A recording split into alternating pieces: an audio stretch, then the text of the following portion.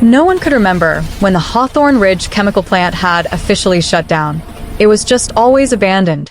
The rusted towers stood at the far edge of the neighborhood like skeletal fingers clawing at the sky.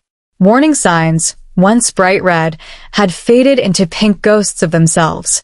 The chain-link fence leaned inward, as if even it were tired of keeping secrets. And yet, for decades, the homeowners of Brookside Estates had learned to live beside it. Or pretend to. So, when the Brookside HOA announced its first ever Spring Unity Festival, no one expected the location to cause controversy until the flyers came out. Community green space, Eastfield, everyone knew what that meant. The empty lot between the neighborhood and the chemical plant. Absolutely not. Maya Alvarez dropped the flyer onto the kitchen counter as if it had bitten her. Her husband Daniel looked up from his laptop. What? They're hosting it next to the plant. Daniel frowned. The abandoned one? The chemical plant, Daniel. The one with leaking barrels and a fence that literally says hazardous materials. He sighed, rubbing his eyes. Maya, it's been closed for years. They probably tested the soil. Maya laughed once, sharp and humorless. You know who they are? The same HOA that fined us because our trash cans were visible for 12 minutes. Brookside's HOA had a reputation. They called it maintaining standards. Residents called it control. And the president of that control was Gary Whitmore. Gary stood in front of the clubhouse mirror, adjusting his blue HOA polo shirt. Professional, he muttered. Approachable. Visionary. He practiced his smile. Wide, reassuring, confident. The festival was his idea. Attendance had been slipping at meetings. Complaints were increasing. Property values were stagnating. What Brookside needed was community spirit. And what better way than a festival? Food trucks. Live music. Bounce houses. A farmer's market. A petting zoo. And yes, the East Field. Gary had brushed off concerns immediately. The plant's been dormant since the 90s, he told the board. It's basically a historical landmark at this point. No one challenged him. They never did. The morning of the festival dawned unusually warm. Too warm for early April. Maya noticed at the moment she stepped outside. The air felt thick. Heavy. Almost sticky. Do you smell that? She asked Daniel. He sniffed. Smells like flowers. That's not flowers, she said slowly. It was sweet. Artificially sweet. Like melted candy mixed with metal. The sound of generators hummed in the distance. Music drifted through the neighborhood. Upbeat, cheerful, oblivious. Against her better judgment, Maya walked toward the field. The festival looked perfect. Colorful tents lined the grass. Children ran with painted faces. A local band played covers of old pop songs. Laughter filled the air. And behind it all loomed the plant, closer than Maya remembered. Its smokestacks cast long shadows over the field, even though they hadn't released smoke in decades. The windows were dark, broken like missing teeth. A banner fluttered between two trees. Maya spotted Gary near the center, shaking hands, basking in praise. This is amazing, someone said. Best idea the HOA's had in years. Gary beamed. Then Maya noticed something else. The grass near the fence line was yellow. Not dead. Not dry. By noon, the first complaint came in. A woman named Linda collapsed near the food trucks. At first, people thought it was heat exhaustion. She just needs water, someone shouted. But when Maya knelt beside her, she saw the foam at the corners of Linda's mouth. Her eyes were glassy, unfocused. My throat, Linda whispered. It's burning. The smell in the air grew stronger. Sweeter. Children began coughing. Dogs whined, tugging at leashes, trying to flee. Maya stood, heart pounding. This isn't heat, she said loudly. Something's wrong. Gary hurried over, irritation flashing across his face before concern replaced it. Let's stay calm, he said. We don't want to cause panic. That was the moment panic began. Within minutes, chaos spread. A child vomited near the bounce house. Another fainted. Gary's phone buzzed nonstop as board members demanded answers. What's happening? Do we shut it down? We can't shut it down without proof. Maya backed away, eyes locked on the chemical plant. A faint hiss echoed from behind the fence. Barely audible, but real. The fire department arrived first. Then ambulances. Then police. The festival was evacuated in a frenzy of sirens and shouting. Paramedics wore masks. Firefighters approached the fence with caution, meters in hand. One of them froze. "Sir," he called to his captain. "Readings are spiking." Spiking how? The firefighter swallowed. Chemical exposure. Airborne. Gary felt the blood drain from his face. "That's impossible," he said. "The plant is abandoned." The captain looked at him coldly. Abandoned doesn't mean empty. By evening, the neighborhood was on lockdown. Residents were ordered to stay indoors. Windows sealed. HVAC systems turned off. A temporary shelter was established at a high school miles away. News vans crowded the entrance to Brookside Estates. Headlines began to scroll. Maya sat in the shelter, wrapped in a blanket, watching the coverage. Daniel squeezed her hand. "You were right," he whispered. She didn't respond. She was watching a live feed of the plant. A hazmat team entered through a side door that should have been welded shut. Inside, lights flickered on. The plant wasn't dead. It had been waiting. The shelter smelled like bleach, sweat, and fear.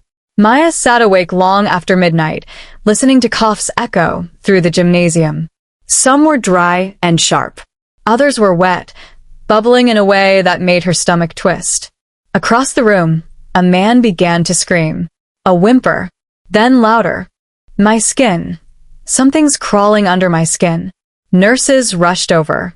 They tried to calm him, restrain him, but he thrashed violently, tearing at his arms until blood streaked down his fingers. Maya turned away. Daniel didn't. "That's not normal," he whispered. "No," Maya said. "It's chemical." By morning, 12 people had been transferred to intensive care. 2 were children. Gary Whitmore didn't sleep at all. He sat in his SUV outside the police barricade, gripping his phone like a lifeline. His HOA polo shirt was stained with dirt and vomit. Every call he made ended the same way. "We're still investigating. No official statement yet. Do not speak to the press." But the press was already speaking. Gary watched a reporter gesture dramatically toward the plant behind her. "This facility," she said, "was shut down in 1994 after multiple environmental violations. Records show improper waste disposal and unsealed storage tanks." Gary's heart pounded. That wasn't in the report he'd read. Or, at least, not the version he remembered. At dawn, the EPA arrived. Unmarked trucks. Men and women in gray suits. No logos. No smiles. They sealed off the east field completely. Red tape stretched across the grass like open wounds. Maya stood at the edge of the barricade with other residents, watching. A man beside her shook his head. "I grew up here," he said. "My dad worked at that plant." Maya looked at him. What did he do? The man swallowed. He used to say the ground would never forgive them. By noon, the official explanation emerged. A previously unknown chemical pocket was disturbed due to soil compression and unusual weather conditions. That was the phrase repeated on every channel. Unknown. Disturbed. Unusual. Maya scoffed. "Unknown to who?" she muttered. Daniel nudged her. Maybe it really was an accident. She turned to him sharply. They held a festival next to a chemical plant without full environmental clearance. That's not an accident. That's negligence. Daniel didn't argue, because deep down he knew. The symptoms worsened. Residents reported metallic tastes in their mouths, burning eyes, rashes that bloomed overnight like bruises. Animals died first. Birds dropped from the sky near the fence line. Fish floated belly up in backyard ponds. Dogs refused to drink tap water. When the first death was announced, the name wasn't released. But everyone knew. Linda, the woman who collapsed by the food trucks. Cause of death, respiratory failure due to chemical inhalation. Maya closed her eyes. She could still hear Linda's voice. "My throat is burning." That night, Maya couldn't breathe. She sat upright in bed, gasping, lungs on fire. Daniel rushed her to the ER. The waiting room was full of familiar faces. Brookside residents. All coughing. All scared. A doctor pulled Daniel aside. "Has your wife been exposed to industrial solvents?" Daniel froze. "Yes," he said. The doctor nodded grimly. "We're seeing a pattern." While Maya slept under observation, Daniel went home. The house felt wrong. Too quiet. Too clean. He noticed the smell immediately. Sweet. Metallic. Stronger than before. He followed it to the backyard. The grass near the fence was black now. Not burned. Dissolved. The soil bubbled faintly, like boiling water. Daniel stumbled back, heart racing. Then he saw it. A small, rusted pipe protruding from the ground. Leaking. The next morning, Maya woke to shouting. She rushed to the window. EPA trucks surrounded several homes along the eastern edge of the neighborhood, including theirs. Men in hazmat suits hammered warning signs into the ground. Daniel ran outside. "Excuse me," he shouted. "What is this?" One of the men looked at him through a fogged visor. "Your property sits on an underground disposal channel." Daniel's stomach dropped. "Disposal of what?" The man hesitated. "Officially," he said, "nothing." Then he walked away. Gary Whitmore watched the neighborhood unravel from his office. The HOA clubhouse had become a command center. Lawyers, consultants, crisis managers. Everyone spoke in hushed tones. "We need to protect the association," one lawyer said. "That means transparency," another argued. Gary slammed his hand on the table. "We followed procedure." A woman at the far end opened a file. "No," she said quietly. "You followed the summary." She slid a document toward him. "Did you ever read the full environmental impact assessment?" Gary stared at the page. A paragraph was highlighted. "Subsurface chemical migration remains active due to incomplete decommissioning." His mouth went dry. "This was buried in an appendix," he said weakly. The woman nodded. "Just like the waste." Maya began to dig, literally and figuratively. She filed public records requests. She contacted former plant employees.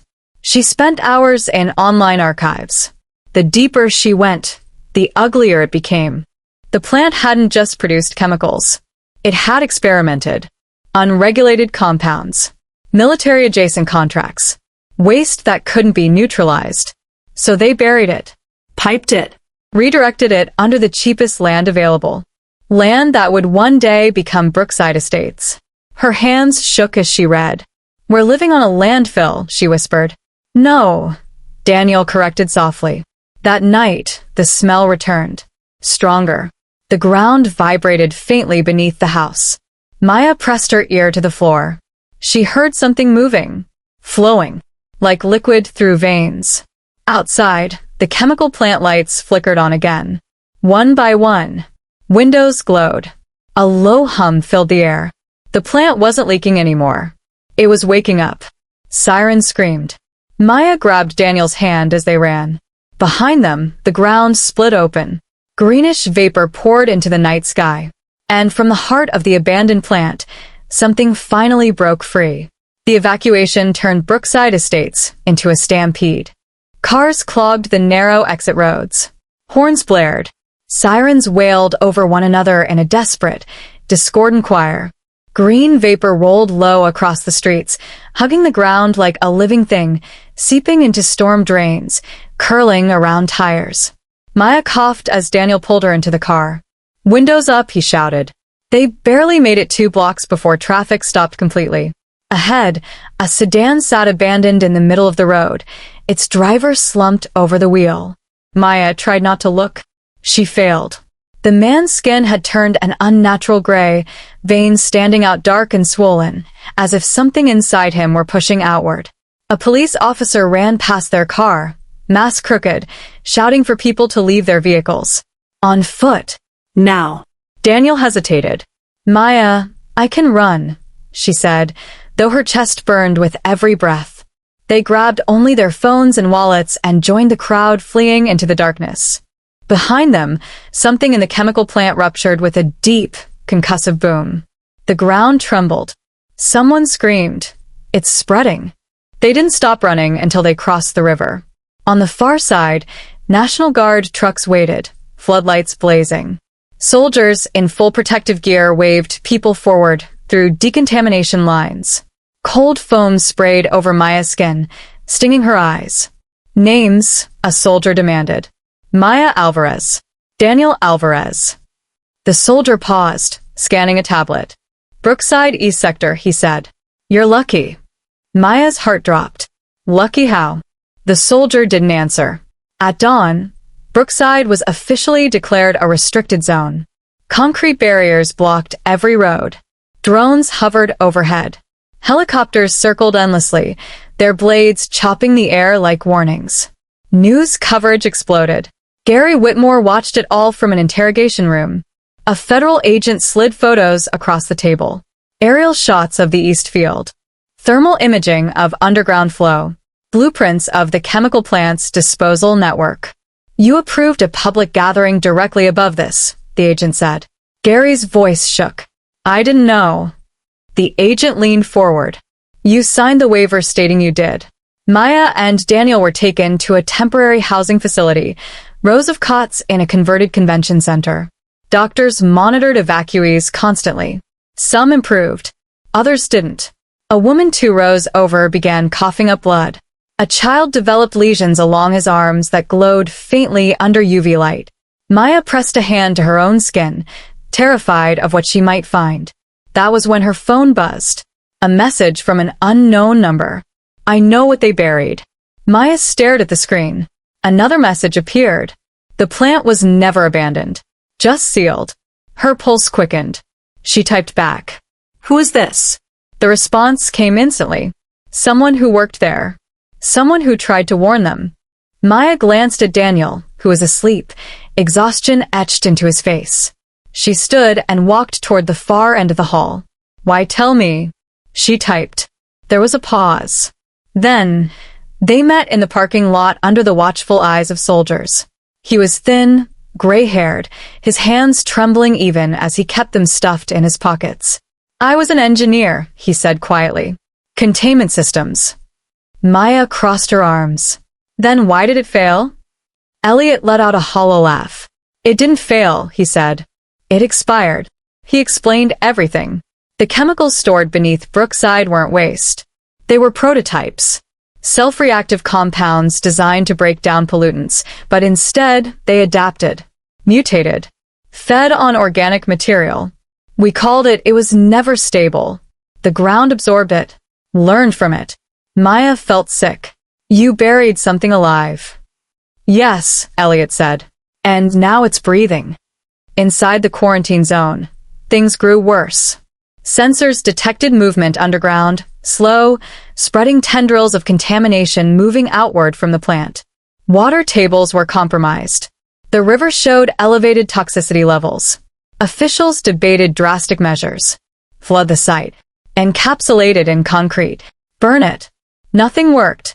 When they tried to neutralize it chemically, it released gas. When they tried to freeze it, it cracked the soil. The compound wasn't just surviving. It was responding. Gary Whitmore was charged with criminal negligence, but it barely made a dent in the outrage. Protesters gathered outside government buildings. Signs read, Maya watched the footage with clenched fists. This wasn't just the HOA, she said to Elliot over a secure call. This was allowed. Elliot nodded grimly. The plant had federal protection. National security contracts. They needed a quiet place. So, they picked a suburb.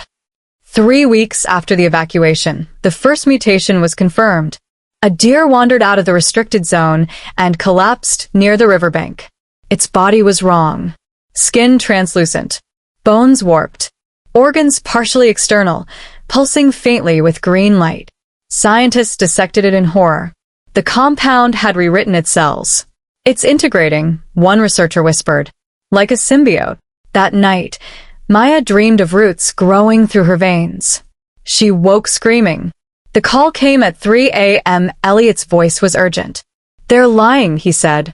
The compounds reached critical mass. Maya sat up. What does that mean? It's no longer contained underground. It's networking through pipes, through soil, through water. Networking? It's building pathways. Maya's blood ran cold. To where? Elliot hesitated. To everywhere. By morning, the quarantine expanded. Entire neighboring towns were evacuated. The river was dammed. Air traffic rerouted. Still, the compound spread.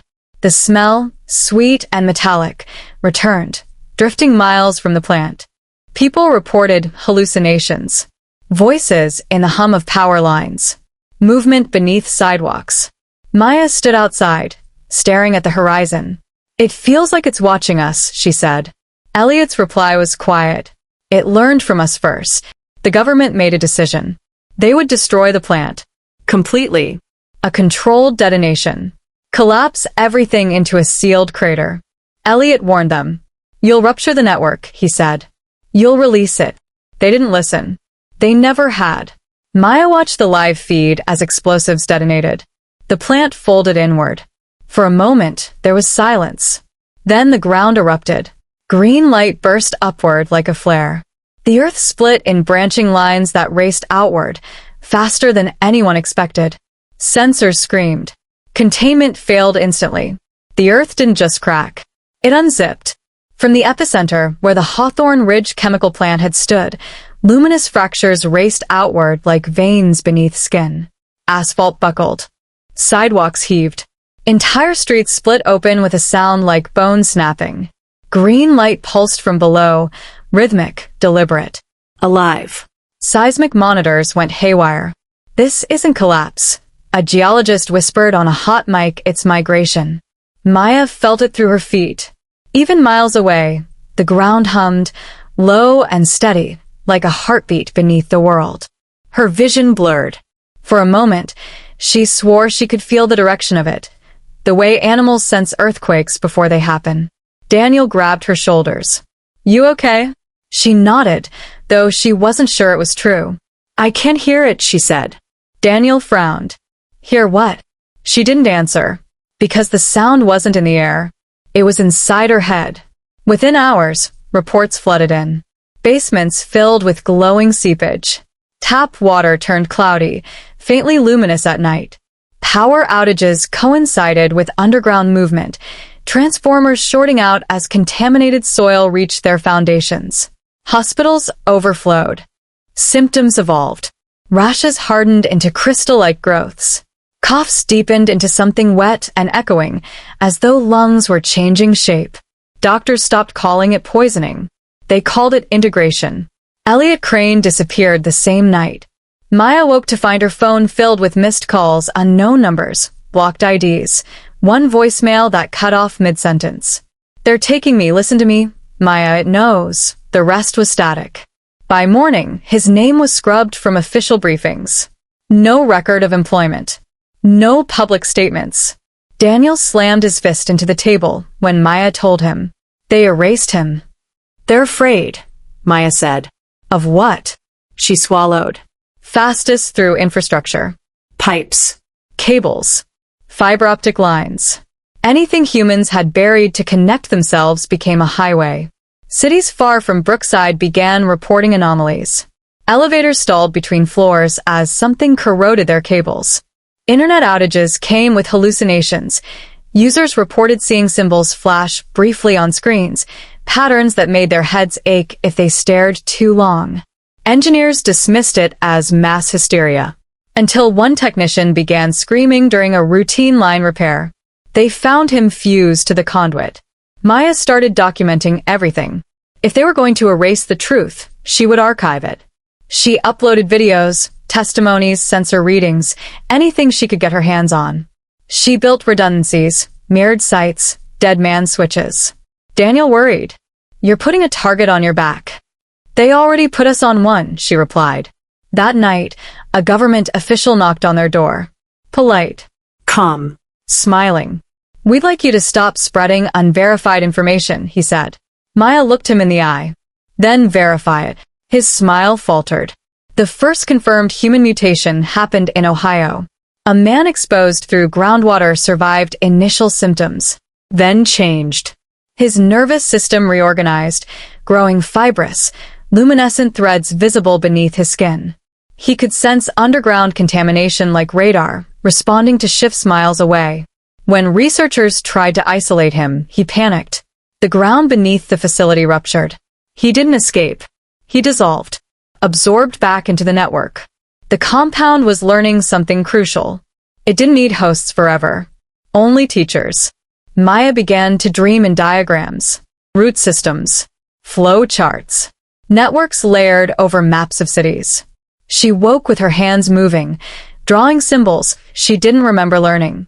Daniel watched her one night, fear playing on his face. "You're not sleeping," he said. "I'm listening," she replied. "To what?" She hesitated. "To how it thinks." A self-sustaining chemical intelligence that could survive nuclear fallout, consume waste, rebuild soil. A planet-healing machine. The problem? It didn't distinguish between pollution and people. Everything organic was raw material. Brookside wasn't an accident. It was a test site. Protests turned into riots. Cities demanded answers. Governments denied everything. Then the compound reached the ocean. Bioluminescent tides rolled onto shore. Fish adapted rapidly, too rapidly, developing translucent armor, altered gills, unfamiliar behaviors. Shipping lanes closed. Food shortages followed. Maya stood on a cliff overlooking the glowing water. "It's beautiful," Daniel said softly. She shook her head. Beautiful things can still end the world. Not in words, in understanding. She felt its logic unfold, efficient, recursive, relentless. Human systems were fragile, inefficient, Poisonous. correction was necessary, optimization inevitable. Maya collapsed to her knees, sobbing. "I don't want this," she whispered. The response wasn't cruel. It was neutral. What was irrelevant? The final message went out globally at dawn. Not from any government. From every screen at once. Phones. Billboards. Monitors. Smart appliances. A single symbol pulsed, one Maya recognized from her dreams. Daniel grabbed her hand. "What do we do?" Maya stared at the glowing horizon, at the veins of light threading through the land. She knew something now. Something no one else did. "It learned from us," she said.